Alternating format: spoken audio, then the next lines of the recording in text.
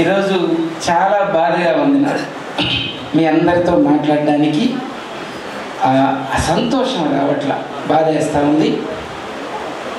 గీతాంజలి అంటే తెలుసమ్మా మీకు? గీతాంజలి అని ఇందాక నిలబడ్డారు కదా మీరందరూ.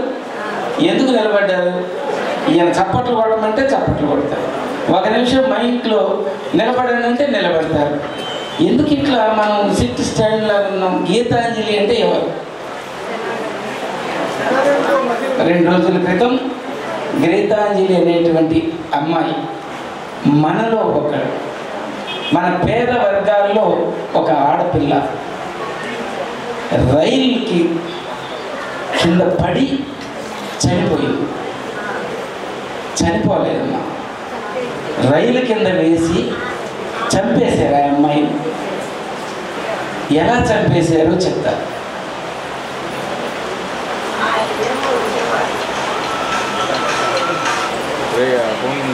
వినండి. సార్ నా డ్రీమ్ సార్ ఫుల్ఫిల్ అయిపోయింది ఈరోజు. నా పేరు పెట్టే సార్ గీతాంజలి. అందుకే నా డ్రీమ్ అని చెప్తున్నాను నేను క్లియర్ గా. I felt really so happy sir. నేను అసలు ఎక్స్పెక్ట్ చేయలేదు.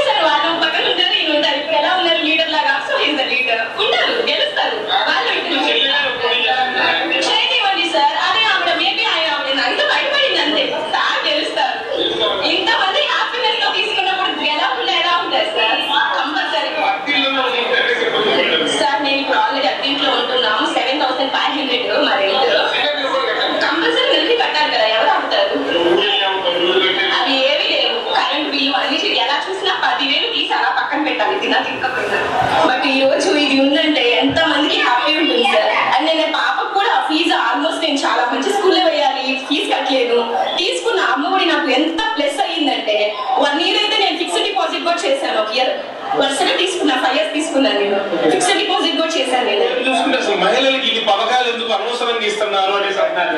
మహిళలు జగన్ గారు మహిళలు ముందు ఉండాలి, వాళ్ళ పేరు మీద రిజిస్ట్రేషన్ చేస్తారు, వాళ్ళకి ఆపుకుంటున్నారు. ఒకవైపు మహిళలకి ఇది ఎందుకు అంటున్నారు? ఎందుకన్నారు మహిళలకి? ఎందుకంటే ఇంట్లో మహిళలు లేకుండా ఎవరికైనా ఉందా? మహిళలకి ఇస్తేనే కదా మీరు గెలిసేది. మీకు ఇస్తే మీరు ఏం చేస్తారు? మీరు వేస్ట్ చేస్తారు. ఇంకొక ఆవిడ లేడీగా చెప్తున్నా, లేడీస్ కి ఇస్తేనే మేము దాస్తాం. ఎక్కడ ఖర్చు పెట్టాలో అలా ఖర్చు పెట్టుకుంటాం. అంతే కదా సార్. ఖర్చు విలువ, రూపాయి పొదుపు విలువ తెలిసినట్టు మాకు తెలిసినట్టు ఎవరికి తెలియదు. ఆడవాళ్ళే రేపు ఓట్లు భయపడి వాళ్ళు ఆయన వద్దు ఇదేంటి అదేంటంటే మీరు భయపడి ఓటు అయిపోతే చేయాలి. ఇంకా మొదలు అంటే మేము ఎవరో చెప్పారు మీరు ఎందుకు వింటాం. మా ఓటు మాకుంది, మేము ఓటు వేసేటప్పుడు వచ్చి పక్కన ఇచ్చారుగా. మా ఓటు మా ఇష్టం. సో నేను డెఫినెట్ గా మా అన్నకే వేస్తాను. జగన్కే థ్యాంక్ యూ సార్.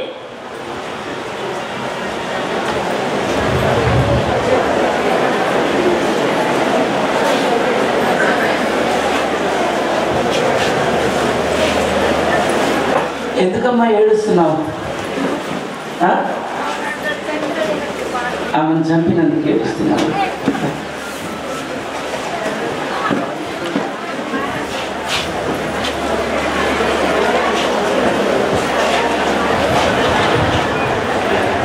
ఆ అమ్మాయి చేసిన పాపం తెలుసా మీకు? ఆ అమ్మాయి మనలో ఒక బిడ్డ, ఒక ఆడపిల్ల. ఆ అమ్మాయి చేసిన పాపం, ఆ అమ్మాయికి 7,500 ఇంటి రెంటులో ఉంటుందంట. ఆ అమ్మాయికి, ఆ కుటుంబానికి జగన్మోహన్ రెడ్డి గారు ఒక స్థలం ఇచ్చారు ఉచితంగా. ఆ ఆనందం తట్టుకోలేక ఎవరో వచ్చి మీడియా వాళ్ళు అడుగుతారు కదమ్మా మీకు ఎలా ఉంది ఏంటి. నాకు 7,500 రెంటింట్లో ఉంటున్నాను, నాకు జగన్మోహన్ రెడ్డి గారు ఈ స్థలం ఇచ్చారు, శివన్ని స్థలం ఇచ్చారు, నాకు ఇంతకంటే ఏం కావాలి? మా పిల్లలకి ఇప్పుడు కానీ మా పిల్లలు ఉంటే ఎంత సంతోషపడతారు అని చెప్పేసి ఆ అమ్మాయి చెప్పింది. ఆ పిల్లలు ఇప్పుడు ఏడుస్తున్నారు. ఆ తల్లి లేక ఆ పిల్లలు ఇప్పుడు ఏడుస్తున్నారు. కేకలు వేస్తారని చెప్పింది. ఆ కేకలు ఏడుపు కేకల్లాగా మారిపోయింది. ఆ అమ్మాయి చేసిన తప్పు, అమ్మ ఒడి 5 సార్లు వచ్చిందని అన్నది పొరపాటున. అమ్మ ఒడి 4 సార్లు అయితే చెప్పే దాంట్లో 5 సార్లు వచ్చిందని అన్నది. ఎంత దుర్మార్గం ఉంటే ఈ తెలుగుదేశానికి సంబంధించినటువంటి ఐటీడీపీ వాళ్ళు ఆ అమ్మాయిని 3 రోజుల క్రితం చూసాం మేము.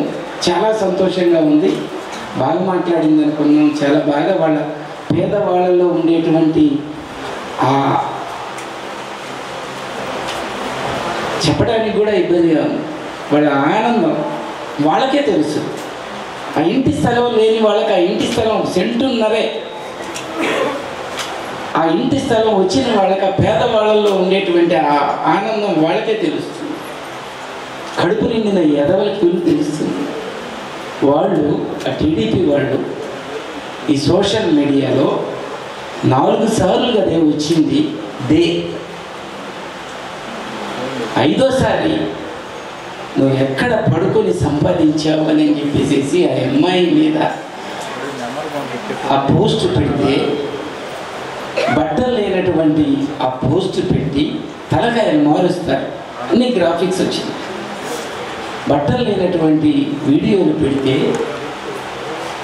ఆ 2 ఆడపిల్లలు పాపం, ఆ అమ్మాయికి ఎందుకు మనసు రాలేదు? ఆ పిల్లల్ని, ఆడపిల్లల్ని, 2 కూతుర్ని ఎందుకు చూడలేదో, వాళ్ళు ఎందుకు గుర్తు రాలేదో నాకు అనిపించింది. ఎందుకంటే ఆడవాళ్ళకి అభిమానం ఎక్కువ. వాళ్ళు దేన్నైనా క్షమిస్తారు కానీ వాళ్ళని అవమానకరంగా ఏదన్నా దూషిస్తే తట్టుకోలేరు. ఆ ఆడపిల్లల్ని వదిలేసి పోయి రైలు కింద పడి ఆ అమ్మాయి ఈరోజు మన మధ్యలో లేకుండా పోయింది. అటువంటి దుర్మార్గుల్ని ఏం చేయాలమ్మా? ఏం చేయాలి? హత్య కేసు కింద వాళ్ళని పెట్టి వాళ్ళకి ఖచ్చితంగా ఉరిశిక్ష లాంటిది వేస్తే కానీ ఈ ఆడ జాతికి, ఆడవాళ్ళకి మనసు ప్రశాంతంగా ఇంకొక ఎదవ ఇలా చేయకుండా ఉంటారని చెప్పేసి మీ అందరికీ చెప్తాము. మన నియోజకవర్గంలో రాగమంజరి అనేటువంటి ఒక సోషల్ మీడియా అమ్మాయి ఉంటే ఆ అమ్మాయి మీద కూడా ఇట్లనే ట్రోల్ చేస్తున్నారు. వాళ్ళ ఫోన్ నుంచి చేయరు, తప్పుడు ఫోన్లు తీసుకుంటారు. తెలుగుదేశం వాళ్ళు చేస్తున్నది ఆడవాళ్ళని అత్యంత భయంకరంగా నీచంగా చూయిస్తున్నారు. వాళ్ళకి అది మంచి జరగదు. ఈరోజు మహిళలందరూ జగనన్న వైపు ఉన్నారని, ఆయన చేసేటువంటి సంక్షేమం నీకు చేతనైతే రండి, 4 సార్లు నెలకి 4 సార్లు చేయొచ్చిస్తారని చెప్పాడు. ఎట్టా మీరు చెప్పేది అబద్ధాలే. ఆసరా డబ్బులు అప్పులు తీర్చడంతో పాటు మనకి తాజ్మహల్ కట్టిస్తామని చెప్పండి. ఎట్లా చెప్పేది అదే చంద్రబాబు నాయుడు గారు. 14 సంవత్సరాలు మనకి ఏమీ ఇవ్వకుండా ఈరోజు జగన్మోహన్ రెడ్డి గారు వచ్చి పేదవాళ్ళకి ఇంటి స్థలాలు ఇస్తే ఈ రకంగా మహిళల్ని అవమానపరిచి బట్టలు లేనటువంటి ఫోటోలను మీడియాలలో పెట్టి ఆ పేదలు బతకకుండా చేయడానికి వాళ్ళు చనిపోయేటట్లుగా చేస్తున్నారు. ఇంతకంటే దుర్మార్గం ఇంకొకటి లేదు. ఇటువంటి విధానాన్ని ఖచ్చితంగా పేద వర్గాలందరూ తిప్పికొట్టాలి. జగన్మోహన్ రెడ్డి గారు చెప్తున్నారు, నేను పేదల వైపు వాళ్ళ తరపున నేను యుద్ధం చేస్తున్నా, పెత్తందారులు ఇటువంటి ఎదవల మీద నేను యుద్ధం చేస్తున్నా, నేను నమ్ముకున్నది ఆ దేవుణ్ణి, ఆ తర్వాత మిమ్మల్ని పేద వర్గాన్ని నేను నమ్ముకున్నాను అని చెప్పి చెప్తున్నా. ఈరోజు ఇక్కడ మాట్లాడుతూ ఉంటే మహిళలు చాలా బాగా మాట్లాడుతున్నారు. అంత చైతన్యం ఉంది ఇక్కడ వేమూరు నియోజకవర్గంలో. మీలో కూడా చాలామంది బాగా మాట్లాడుతున్నారు. అవకాశాలు లేకపోవచ్చు, కానీ మాట్లాడండి. నోరు మూసుకొని ఉండొద్దు. మీ గుండె మనసుల్లో ఉన్నటువంటి వాటిల్ని ఆ గుండె లోతుల్లోనే ఉంచొద్దు. ఖచ్చితంగా మాట్లాడండి. మీ ఇంటి దగ్గర మాట్లాడండి, మీ పక్కింట్లో మాట్లాడండి, మీ వీధిలో మాట్లాడండి, మీ పొలంకి వెళ్తే మాట్లాడండి, కలుపు తీసే దగ్గర మాట్లాడండి, కండెలు విరిచే దగ్గర మాట్లాడండి, మీరు ఒడ్లు ఎత్తే చోట మాట్లాడండి, మీరు ఎక్కడుంటే అక్కడ మాట్లాడండి. జగన్మోహన్ రెడ్డి గారు మనకి చేస్తున్నది మాట్లాడండి. చంద్రబాబు నాయుడు గారు మనకి ఏమి చేయలేదో మాట్లాడండి. ఈరోజు మహిళలను ఎంత నీచంగా చంపుతున్నారో మాట్లాడండి. మాట్లాడకుండా ఉండొద్దు. ప్రతి ఇంటిలో మాట్లాడండి. భర్తలకు చెప్పండి, కొడుకులకు చెప్పండి, తమ్ముళ్ళకి చెప్పండి, మీరు ఇలా తప్పు చేయదు. మహిళల్ని తక్కువగా చిన్న చూపు చూపించే వాళ్ళని అసహ్యించుకోమని చెప్పండి. ఆ ఇద్దరు పిల్లలు ఆడపిల్లలు ఈరోజు ఆ తల్లి లేనటువంటి పెంపకంలో పెరగాలి. జీవితాంతం ఆ ఆడపిల్లల్ని మీ అమ్మ ఏమైంది, ఏమి చచ్చిపోయింది, ఎందుకు చచ్చిపోయిందంటే ఆ పిల్లలు ఏం చెప్పాలి?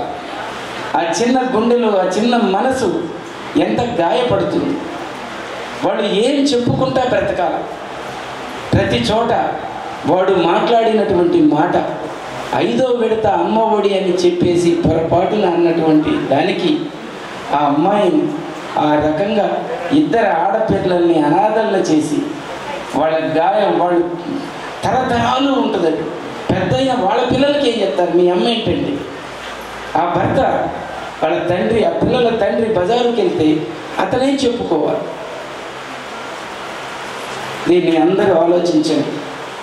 ఎలా ఉన్నారంటే తెలుగుదేశం ఈ యొక్క నాయకులు ఎన్నికలు వస్తుంటే ఎంత దుర్మార్గాలు చేస్తున్నారంటే, కొల్లూరులో ఎస్సీ సామాజిక వర్గం వాళ్ళకి మందు పోయించి, మత్తు మందిచ్చి బానిసలుగా తయారు చేస్తా వాళ్ళు ఏం చెప్తే చేసేటట్టుగా ఇంకొక సామాజిక వర్గం మీదకి దాడులు చేయడానికి ప్రేరేపిస్తున్నారు. అదేమంటే ఎస్సీ వాళ్ళు గోలోళ్ళు గోల్ చేస్తారు, దాడులు చేస్తారు, మీరు తతిమ వాళ్ళని ఓసీల మీదకు పోతారని చెప్పేసి చేయిస్తున్నారు. ఆ చేసేది ఎవరయ్యా అంటే ఆ తెలుగుదేశం నాయకులే చేయిస్తున్నారు. వాళ్ళు ఏం చేయిస్తున్నారు? ఇంకొక కులం మీదకి సంబంధించి, ఇంకొక సామాజిక వర్గం మీదకి సంబంధించి కులాల మధ్య వైరుధ్యం లాగా చేస్తున్నారు. కాపు సామాజిక వర్గం మీద వైరుధ్యం లాగా చేస్తున్నారు. అంటే చేయించేది వీళ్ళు, తప్పుడు వాళ్ళగా మారేది ఎస్సీలు, దళితులు. ఆ తర్వాత దాన్ని బాధపడేది కాపు సామాజిక వర్గం. కులాల మధ్యలో ఏంటి ఆంతర్యం పెంచడం ఏంటి? ఈ గొడవలు ఏంటి? ఎందుకు చేస్తున్నారు? మీకు చేతనైతే రాజకీయం చేయండి. మీకు చేతనైతే జగన్మోహన్ రెడ్డి గారు చేసిన దానికంటే ఇంకా ఎక్కువ చేసి చూయించండి. 14 సంవత్సరాలు అవకాశం ఇస్తే ఏమీ చేతగాక ఈరోజు జగన్మోహన్ రెడ్డి గారిని పేద వర్గాలందరూ కూడా దేవుళ్ళలాగా పూజిస్తుంటే ఈ రకంగా కాపులకనో మాదిగలకి పెట్టి మాదిగ సామాజిక వర్గాన్ని తప్పుడోళ్ళగా చిత్రీకరించడానికి చేస్తున్నటువంటి ఆ దుర్మార్గుల్ని వదిలిపెట్టనని చెప్పేసి చెప్తున్నా. నేను ఖచ్చితంగా ఈ కులాల మధ్యలో ఆంతర్యం పెట్టి కులాల మధ్యలో గొడవలు చేసే వాళ్ళని వదిలిపెట్టను. ఖచ్చితంగా దానికి అంతకంతకు తీరుస్తామని చెప్పేసి చెప్తున్నా. 1.5 నెల ఈ 1.5 నెల ప్రతి ఒక్కరూ అందరు సోదరులందరికీ చెప్తున్నా, గొడవలతో ప్రశాంతంగా ఉండండి. ఖచ్చితంగా జగన్మోహన్ రెడ్డి గారి ప్రభుత్వం వస్తుంది, మన ప్రభుత్వం వస్తుంది, ఇక్కడే నేనుంటా. వాళ్ళ ఒక్కొక్కళ్ళ సంగతి ఏ రకంగా ఈ పేద వర్గాలని తప్పుడు దారుల్లోకి పంపిస్తున్నారో వాళ్ళ సంగతి తేలుస్తానని చెప్పేసి చెప్తా ఉన్నా. నేను వదిలిపెట్టను నేను వాళ్ళని. ఈ రకంగా మహిళల్ని ఇబ్బంది పెడుతూ, ఈ రకంగా కులాల మధ్యలో చిచ్చులు పెడుతూ, సామాజిక వర్గం మధ్యలో కొట్టుకుంటుంటే ఏమవుతుంది? దేనికి కొట్టుకోవాలా? ఎవరి కోసం కొట్టుకోవాలా? నీకు దమ్ముంటే రా, నాకంటే ఎక్కువ పని చేయి, నాకంటే పేద వర్గాల దగ్గరికి ఎక్కువగా ఉండు, నాకంటే పేద వర్గాలకి జగన్మోహన్ రెడ్డి గారి కంటే పేద వర్గాలకి ఎక్కువ సర్వీస్ చేయండి, దానిలో పోటీ పడండి. అదేమంటే తెలుగుదేశం వస్తేనంట ఎస్సీలు గమ్ముకుంటారంట. గొడవలు చేయించేది మీరు, దాడులు చేయించేది మీరు. వాళ్ళకి తెలియక అమాయకంగా అవసరాలకి వాళ్ళకి ఏదన్నా మత్తుంటే ఆ మత్తుకు బానిసలై మీ మాట వింటే ఆ మత్తులో తెలియక ఏదో తప్పు చేస్తే కులం మీద రుద్దేది వాళ్ళు, ఆ కులాన్ని తప్పుడుగా మారుస్తున్నది వాళ్ళు, ఇంకొక సామాజిక వర్గాన్ని మీద దాడులు చేపిస్తుంది వాళ్ళు. ఎందుకు తెలుగుదేశం వాళ్ళు ఈ రకంగా చేస్తున్నారు? నేను చేతులు జోడించి అడుగుతా ఉన్నా, ఇంకొకసారి అడుగుతున్నా, అటువంటి మార్చుకోండి. తిరిగి ప్రతిఘటన మొదలయ్యిందంటే మీరు ఊర్లు ఖాళీ చేసి పోవలసినటువంటి పరిస్థితి వస్తుందని చెప్పేసి చెప్తున్నా. వద్దు అలాంటి వద్దు. నాకు ఈరోజు చాలా బాధగా ఉంది. ఆ గీతాంజలి చనిపోవడం, నేను చేత గురించి మీకు మాట్లాడలేకపోతున్నాను. పీడీ గారు చాలా బాగా అన్ని విషయాలు చెప్పారు. మిమ్మల్ని అందరినీ కూడా మహిళల్ని జగన్మోహన్ రెడ్డి గారు ఎంత కన్న బిడ్డల్లాగా చూసుకుంటున్నారంటే, ఆడపిల్లలకి ఇచ్చేటువంటి మహిళలకు ఇచ్చేటువంటి గౌరవం ఈ ప్రపంచంలో ఎవరు ఇవ్వలేరు. అటువంటి గౌరవాన్ని ఇస్తున్నారు. ప్రతి ఒక్కటి అమ్మఒడి మనకి ఇస్తున్నారు. చేతి డబ్బులు ఇచ్చి ఊరకుంచట్లా. ఇందాక ఏసీ గారు చెప్పారు, మీకు రిలయన్స్ కంపెనీల్లోనూ టాటా కంపెనీల్లోనూ కంపెనీస్ని మీకు యాడ్ చేసి వస్తువులు కొనుక్కొని మీరు వ్యాపారాలు చేసుకొని ఎదగడానికి ఇస్తున్నారు, అవకాశాలు కల్పిస్తున్నారు. ఊరకనే డబ్బులు ఇవ్వట్లా, మహిళలు ఆర్థికంగా నిలబడడానికి ఇస్తున్నారు. ఇందాక ఎంపీపీ గారు చెప్తున్నారు, మన మార్కెట్ యార్డ్ చైర్మన్ గారు చెప్తూ, మగాళ్ళు అందరూ కూడా కష్టపడి పనిచేసి తీసుకొచ్చి ఇచ్చేది మహిళలేనని చెప్పేసి చెప్తున్నారు. మహిళలకు ఇస్తున్నారని చెప్తున్నారు. మా మేడం గారి వైపు చూసా, నాకు ఇవ్వట్లేదని చెప్పేసి చెప్పారు. నేను కూడా చూసి చెప్పా, అటువైపు చూయించా. నేను ఓ తప్పు చేశా, ఒక మాయ చేశా. మా మేడం గారు నా క్లాస్మేట్, నా సహచరిణి, ఇప్పుడు సతీమణి, ఎంఎస్సి, ఎంఈడి, ఎంబీఏ చదివింది. నేను బ్రేక్ ఇన్స్పెక్టర్గా పనిచేసిన. అప్పుడు నేను పెళ్లి చేసుకునేటప్పుడు పోకిరి సినిమా చూశాను. ఆ తర్వాత బ్రేక్ ఇన్స్పెక్టర్ని అయ్యా. నన్ను తను అంగన్వాడీ వర్కర్స్ సెంటర్కి ప్రిన్సిపల్గా తను చేస్తూ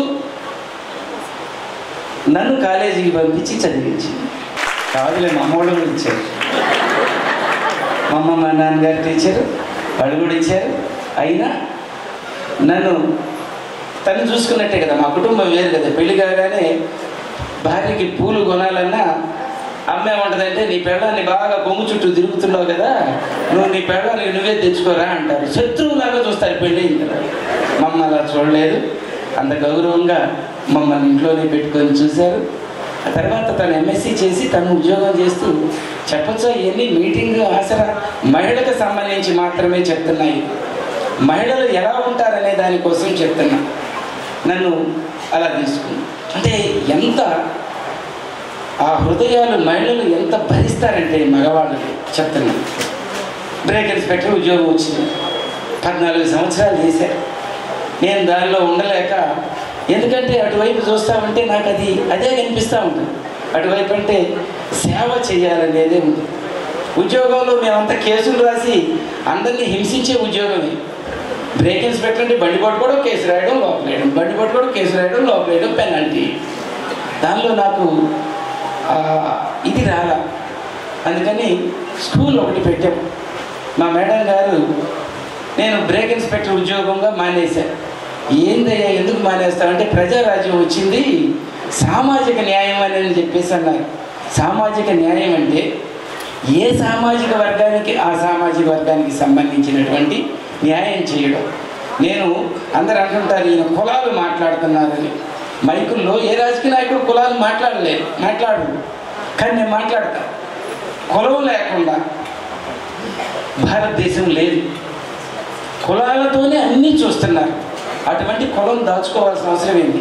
ఒక్కొక్క కులానికి ఒక్కొక్క రకమైనటువంటి సమస్యలు ఉంటాయి. వాళ్ళు చేసేటువంటి వృత్తి ద్వారా ఆ సమస్యల్ని మనం తీర్చడానికి అవకాశం ఉంది. కులం మాట్లాడకపోతే అందరిని ఒకే గాట కట్టేసేస్తాం. కాబట్టి అవి తెలుసుకోవాలి. ఆ కులానికి సంబంధించిన విధానాలు ఏమేమి ఉంటాయి, వాళ్ళు ఏ చేతి వృత్తులు చేస్తున్నారా, వాళ్ళ జీవన విధానం ఎలా ఉంది, వాళ్ళ స్థితిగతులు ఎలా ఉందని అని తెలుసుకోవాలి. అలా కులాలకు సంబంధించి మాట్లాడాలి. బ్రేక్ ఇన్స్పెక్టర్గా సరిపోక సేవ చేయడానికి ఆ సామాజిక న్యాయం అని చెప్పేసి అంటే కులానికి సంబంధించి ఆ సామాజిక వర్గానికి న్యాయం చేసేటువంటి అంశాన్ని తీసుకున్నారు ఆ రోజు చిరంజీవి గారు ప్రజారాజ్యంలో. మా సామాజిక న్యాయం అంటే అందరికీ మేలు జరుగుతుంది కావాలని ఎట్టో కట్ట మాయ చేసి ఇది కాదులే, ఈ ఉద్యోగం కాదు, నేను రాజకీయాల్లోకి వెళ్తానని చెప్పేస్తే ఎంబీఏ చేసింది, ఎంఈడీ చేసింది. భర్త చెబితే సరే స్నేహితుడిని కదా, సరే కానీలే ఏదో ఒకటిలే అని చెప్పేసి తల్లిదండ్రులనే వదిలేసి నా దగ్గరికి తీసుకొచ్చి చేసినటువంటి వాడిని ఇది మాయ చేయలేనని చెప్పేసి చేస్తే ఉద్యోగం మానేసేయడానికి ఒప్పుకుంది. ఎట్లనో 3 పిల్లలు, 3 మగపిల్లలు. నన్ను ఎంత భరించిందో చెప్తున్నా, స్త్రీకి ఎంత శక్తి ఉంటుందో చెప్తున్నా. ఉద్యోగం మానేసి తర్వాత స్కూల్ పెట్టారు. స్కూల్లో తను ఒక స్కూల్లో 2500 మంది స్టూడెంట్స్ ఉండేవాడు.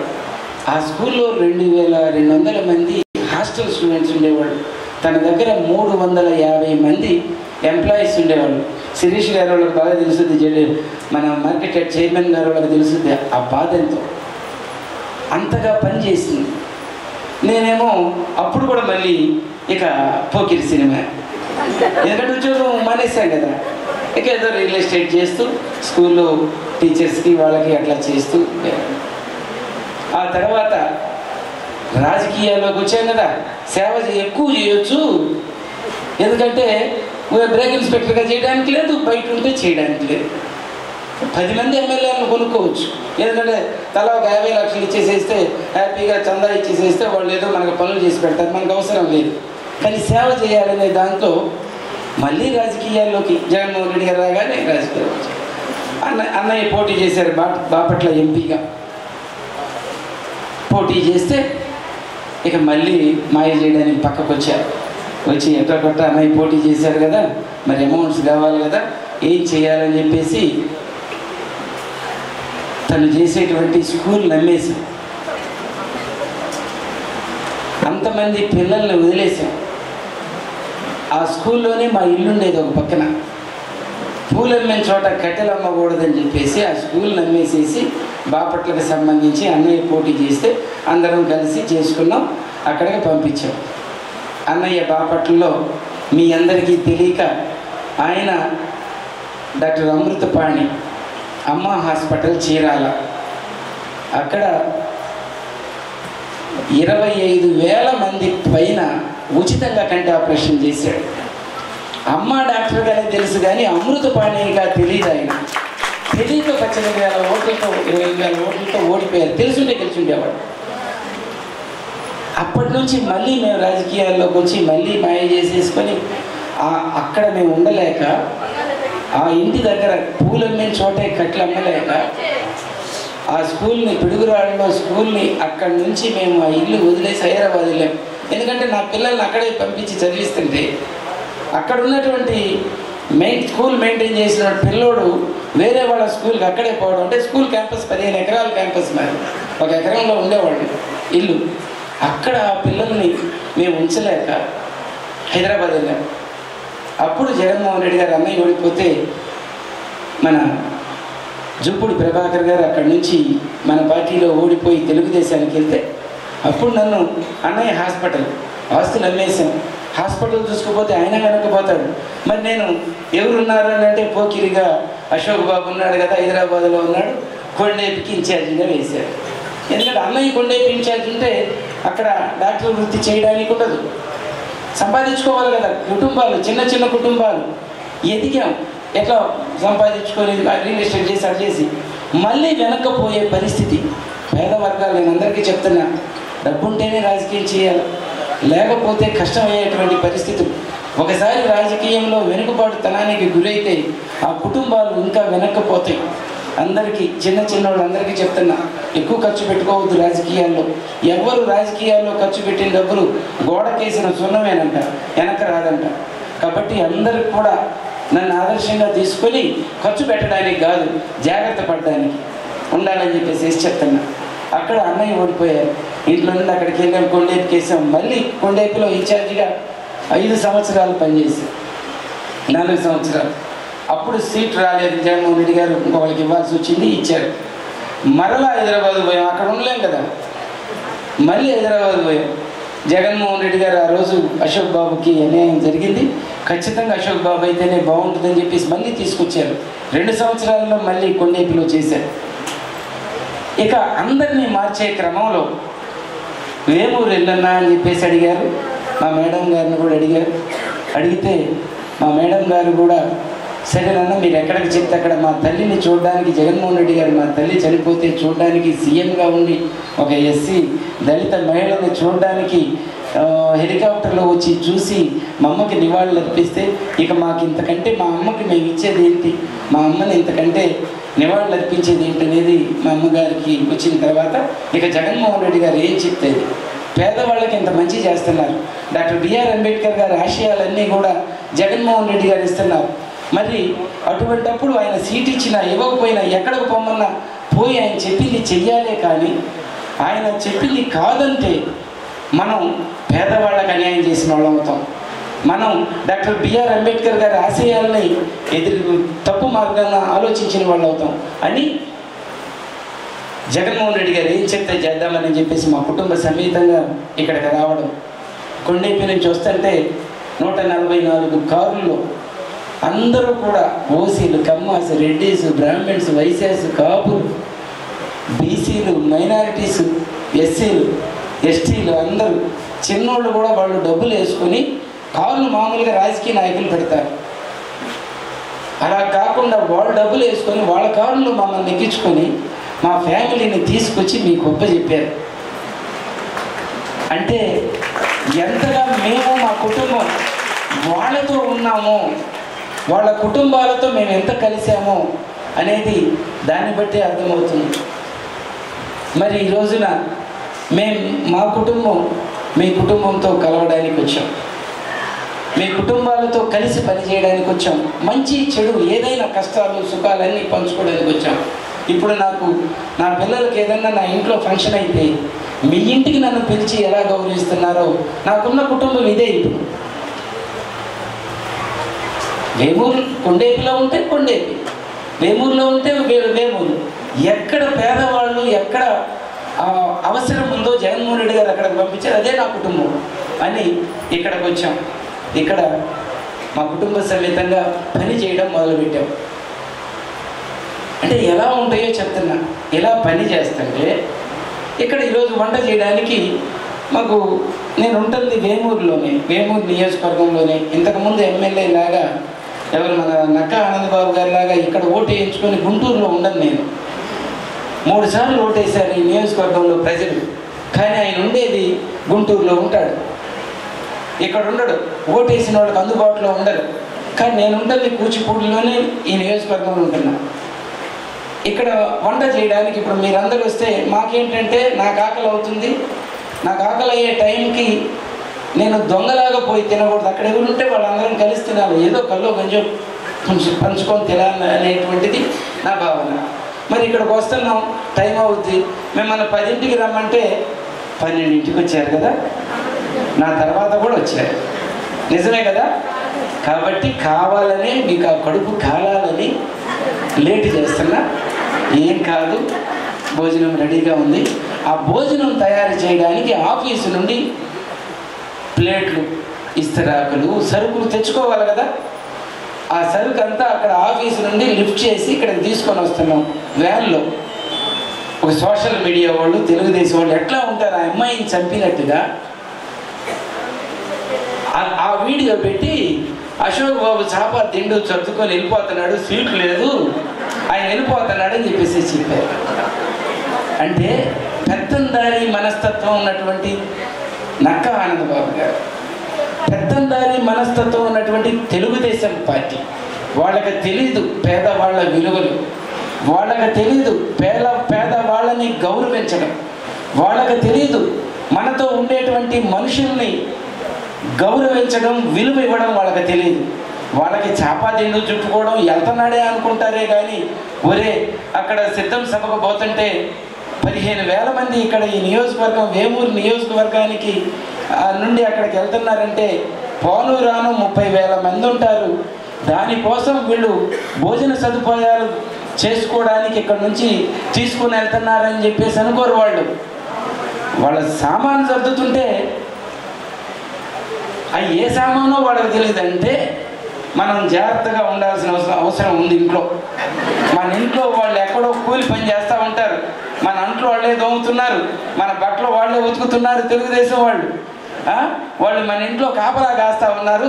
వాళ్ళకి మనకు మామూలుగా ఇంతకుముందు గుర్కాలకి 20 రూపాయలు ఇస్తారు కదా, నెల గుర్కాలు కర్ర కొడతా తిరిగిన వాళ్ళకి మాత్రం మా ఇంటికి మా ఆఫీస్కి కాపలా కాస్తున్న వాళ్ళకి, ఆ తెలుగుదేశం వాళ్ళకి ఆ గుర్కాలకు ఇచ్చినట్లుగా వస్తే నా దగ్గరికి వాళ్ళకి నెలకి ఇప్పుడు ఎంత ఉంది, గుర్కాకి ఇచ్చేది 100 రూపాయల 150 పెంచారు.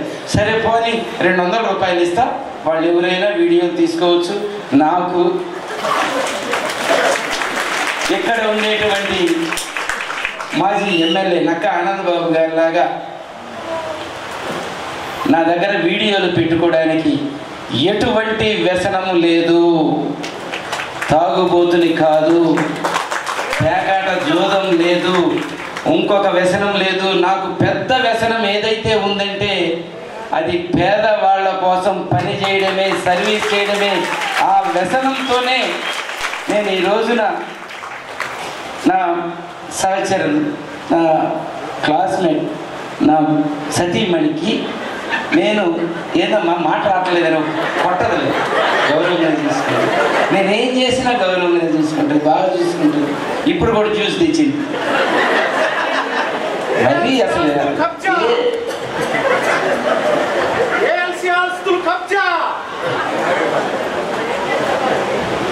ఇది కాన్సన్ట్రేషన్ డైవర్ట్ అవుతుందండి, అది సబ్జెక్ట్ వేరు. జ్యూస్ కదా, ఏం చెప్పాను చెప్పండి. ఇప్పుడు కూడా ఆమెని ఏ రకంగా నేను తీసుకొచ్చానంటే ఎంత నన్ను భరించిందంటే, నాకు ఒకటే, నేను నీతో ఉంటానని చెప్పా ఆ రోజు మా ఆయన. ఏడకు వచ్చిన తర్వాత రాజకీయాలకు పోతే మరి నాతో కాదు కదా, నువ్వు వాళ్ళందరినీ ప్రేమిస్తున్నావు ఏంది, నువ్వు నియోజకవర్గంలో కనపడిన వాళ్ళు అందరినీ ప్రేమిస్తున్నావు ఏందని చెప్పి నా మీద గొడవ. దానికి ఏం చేయాలో అర్థం కాక నేను కూడా నువ్వు కూడా మరి చేయాలి కదా అని చెప్పేసి ఏమని కూడా మీ దగ్గరకు పంపించడం, జనం దగ్గరకు పంపించడం అలవాటు చేశాను. నాకు ఈ గోవాలు లేకుండా పోతే ఎందుకు వచ్చిన గొడవ అని. పొద్దున్న లేచిన దగ్గర నేనెవరు అక్కడ ఆఫీసులో కూర్చుంటే ఎక్కడ ఉన్నామంటే దోనేపూడిలో మహిళలందరం తిరుగుతున్నాం, సురేష్ గారు ఉన్నారు, బట్టిపురూరు పోతే ఇక్కడ మహిళలందరూ మొత్తం ఎంపీటీసీ ఎంపీపీ జెడ్పీటీసీ వీళ్ళందరూ ఉన్నారు. వాళ్ళతో నేను అందరూ ఊర్లు తిరుగుతున్నాను. వామ్మో వామ్మో వామ్మో నా సీటు గాజేసుద్దేమోనని చెప్పేసి అనుకొని భయపడ్డా. అయితే నా సీటు కాజేయడానికి డాక్టర్ బిఆర్ అంబేద్కర్ గారు హక్కు ఇవ్వాల. ఎందుకంటే ఆమె ఓసి ఈ సీటు ఇచ్చే పరిస్థితే లేదు. కాబట్టి సీటు నాదే, ఇక్కడ పోటీ చేసేది నేనే, ఇక్కడ గెలిపించేది నన్నే లేదని చెప్పేసి మీ అందరికీ చెప్తా ఉన్నా. నా కోరిక మాత్రం ఇంతగా ఒక స్త్రీని, ఒక అమాయకంగా నన్ను నమ్మి వచ్చినటువంటి ఒక స్త్రీకి నేను ఇన్ని రకాలుగా బాధ పెట్టినందుకు ఇక్కడ నేను ఎమ్మెల్యేగా గెలిచి ఎమ్మెల్యే గిరిని కానుకగా నా సతీమణి ద్వారా జగన్మోహన్ రెడ్డి గారికి అందించేటువంటి అవకాశం మీరందరూ నాకు ఇవ్వాలని చెప్పేసి కోరుకుంటాను. అదేందయ్యా ఎమ్మెల్యే గెలిచి మీ ఆవిడకి ఇస్తే మాకేందని, అది కూడా మాయే. పేరు చెప్పడం, నీకేంది ఎమ్మెల్యే భార్య ఏమంటాం, నేను జనాలలో తిరగడం. పేదవాళ్ళు ఎక్కడుంటే అక్కడ వాళ్ళతో నేను ఉండవు. సాయంత్రానికి వచ్చి అబ్బా ఎమ్మెల్యే భార్య కదా నువ్వు అని చెప్పేసి అన్నాం, ఇంకా అయిపోయింది. జ్యూస్ ఇస్తుంది, మంచినీళ్ళు ఇస్తుంది, భోజనం పెట్టదు. పొద్దున్నే మళ్ళీ గొంతు రాస్తే ఇప్పుడే చాక్లెట్ ఇచ్చింది, స్టెప్సిల్స్ ఇచ్చింది, బాగా మాట్లాడేది. కాబట్టి భార్యల్ని, కుటుంబంలో ఉన్నవాళ్ళని మోసం చేయకూడదు, మాయ చేయొచ్చు. ఒక మంచిగా మాట్లాడితే తప్పులేదు కదా. మోసం వేరు, మాయ వేరు. మోసం చేస్తే అది కుటుంబానికి నష్టం. మాయ చేయొచ్చు, ఒక మంచి మాట చెప్పేసేసి మాయ చేసి నీకోసమే నేను బతుకుతున్నాను, వాళ్ళదేమని పిచ్చోళ్ళు అని చెప్పేసి ఆడ చెప్పి మీ దగ్గరకు వచ్చి మా భార్యను వదిలేసేసి అమ్మ ఈ రకంగా తిరుగుతున్నానని చెప్పేసేసి మీ దగ్గర చెప్పి, ఇంకా అవసరమైతే తను ఒక పక్కన చెప్పి, తర్వాత నా కొడుకులను కూడా అట్లనే, సరే ఆస్తులన్నీ అమ్మేసేస్తున్నాడు మీ డాడీ అని అడిగింది పిల్లల్ని. మా తాత ఏమి ఇచ్చాడు, మంచి గుణాన్ని ఇచ్చాడు, మన డాడీ కూడా మాకు అదే గుణాన్ని ఇచ్చాడు. మేము తనే చేశారు, తనే సంపాదించుకున్నారు, తనే ఏం చేసుకుంటారో చేసుకోండి, మాకు ఆస్తులు అవసరం లేదు, మంచి బుద్ధులు ఇచ్చారు మాకు మీరు అని చెప్పేసి ఆ పిల్లలు చెప్పారు. మరి కుటుంబ వ్యవస్థని అర్థం చేసుకునేటువంటి వాళ్ళు, ఆడవాళ్ళు అర్థం చేసుకోవాలా. ఎందుకంటే మగాళ్ళు బయటికి వెళ్ళిన తర్వాత చాలా పనులు ఉంటాయి, అవసరాలు చాలా ఉంటాయి. ఆ కుటుంబాన్ని మొయ్యాలంటే మగవాళ్ళు కూడా చాలా కష్టపడతారు. అర్థం చేసుకోవాల్సినటువంటి భార్యలు కూడా ఉండాలి. అలానే ఈ రోజున కొంతమంది స్త్రీలని బయటికి పంపిస్తే రకరకాల మాటలు, ఇట్లాంటి దుర్మార్గులు టీడీపీ వాళ్ళు మాట్లాడినటువంటి మాటలు చాలా ఉంటాయి, వాళ్ళు చేసేటువంటి దుర్మార్గాలు చాలా ఉంటాయి. ఇప్పుడు మహిళలు ఇక్కడికి ఎంతమంది వెలుగులో వస్తున్నారంటే వాళ్ళని ఇబ్బంది పెడతారు. ఆడపిల్లలు వాలంటీర్లుగా చేస్తుంటే వాళ్ళని ఇబ్బంది పెడతారు. ఆశా వర్కర్స్ ఇల్లు తిరిగి మన ప్రాణాలను కాపాడడానికి ఆశా వర్కర్స్ వస్తే వాళ్ళని ఇబ్బంది పెడతారు. అలానే మీ వివోఎస్ కానీ మీకు సంబంధించినటువంటి మహిళ బయటకు వస్తే వాళ్ళని టీడీపీ వాళ్ళు అక్రమంగా చాలా నీచంగా మాట్లాడతారు. వీటన్నిటినీ కూడా మగవాళ్ళు కూడా దాన్ని అర్థం చేసుకుని వాళ్ళకి జగన్మోహన్ రెడ్డి గారు ఇచ్చేటువంటి ప్రోత్సాహం, ప్రతి దానిలో వాళ్ళకి ఆ పథకాలు ఇవ్వాలా, మహిళల్ని స్ట్రెంగ్తన్ చేయాలా అనేటువంటి జగన్మోహన్ రెడ్డి గారి భావనకి అందరం కూడా సహకరించి, మరి ఒక్కసారి అవకాశం ఇస్తేనే జగన్మోహన్ రెడ్డి గారు మహిళలు ఇంత దృఢంగా తయారయ్యారు. ఒక్కసారి జగన్మోహన్ రెడ్డి గారికి సీఎంగా ఉండడానికి అవకాశం ఇస్తే ఈ రాష్ట్రంలో ఉన్నటువంటి మహిళలందరూ కూడా ఈ మైక్రో ఫైనాన్స్, సెక్స్ ర్యాకెట్స్కి దూరం అయిపోయారు. ఈ రోజున అవసరమైతే మీరే వడ్డీకి ఇస్తున్నారని చెప్పేసి చెప్తా ఉన్నారు కొంతమంది, నాకు అవన్నీ తెలుస్తున్నాయి. వడ్డీలకు ఎక్కువ తీసుకోవడం అలవాటు పడి ఎక్కువ వడ్డీకి ఇవ్వకుండా కొంచెం తక్కువగా, బ్యాంకు కంటే కొంచెం ఎక్కువగా ఇచ్చి రూపాయిన్నర మీరు దానికి ఇస్తున్నారా? రాంబాబు గారి దగ్గరికి ఎవరైనా అవసరమైతే రూపాయిన్నరకే ఇస్తారంట, అంతేనా? సరే అయితే ఓకే, పంపిస్తాను మీ దగ్గరికి. ఏం ప్రచారం వచ్చింది ఊరుకునే రాంబాబు గారికి? అలా